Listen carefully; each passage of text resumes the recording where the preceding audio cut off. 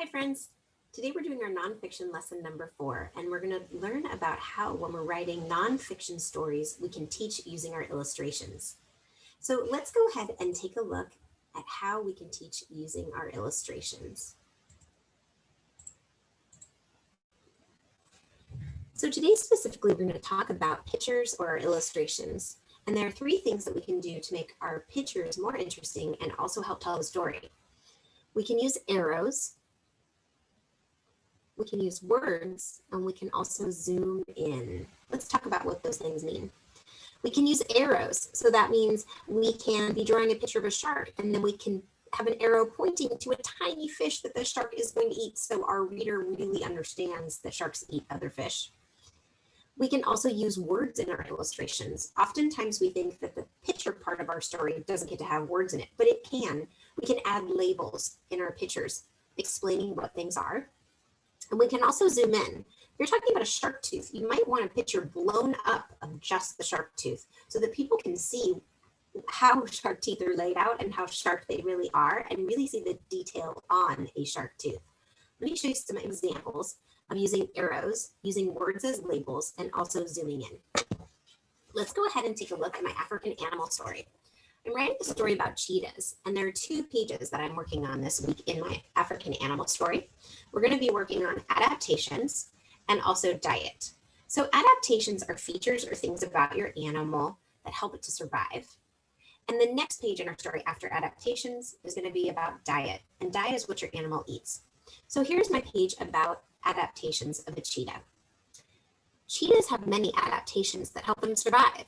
They have a small aerodynamic body and lightweight bones, which help them run fast. Long legs also help them run with long strides. Cheetahs are camouflaged, which helps them hunt without being seen. So now I've drawn a number 4 picture coloring the entire box, showing my cheetah in the African savanna. And I've actually done 2 things that we were talking about here. I've used both words and I've used a zoom in. So let's see how I did that. After I drew my picture of my cheetah, I did a zoom in.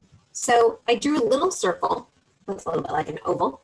You can draw any shape that you want. And inside, I showed the thing that I was trying to describe a little bit bigger. So here I was trying to talk about the cheetah's fur and how it's camouflaged. So I drew a circle, and inside I drew the pattern really large so that everyone can see it.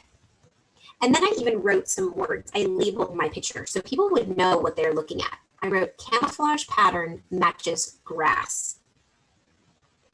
So that's one way to use words in your picture and also use a zoom in. When you take a small part, maybe you're writing a story about a shark, like in our example, and then you want to draw an enlarged picture of a tooth. Or maybe you're drawing a picture of an elephant and you want to draw an enlarged picture of its trunk so everyone can see the details on the trunk really clearly. Another way that you can have your illustrations help tell the story